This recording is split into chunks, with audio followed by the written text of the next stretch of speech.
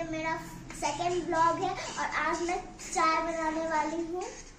तो आप देखिए मैं चाय कैसे बनाती हूँ। तो अभी मैं चाय पत्ती डालने वाली हूँ। मैंने चाय पत्ती डाल दिया है, अब मैं डालूंगी चीनी।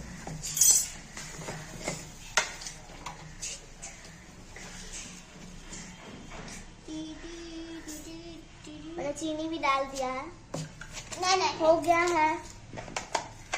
तो आप लोग मेरे ब्लॉग को सपोर्ट करिए। और ये मेरा सेकंड ब्लॉग है। फर्स्ट वाले ब्लॉग में 7 व्यूज आया था मेरा, 7 लोग देखे थे।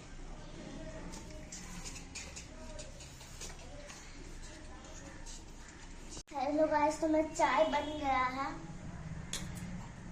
ये देखिए। कर दिया। हेलो गाइस, तो देखिए मेरा चाय बन गया है। मेरा चाय बन गया है। ये मेरा मम्मी के लिए चाय।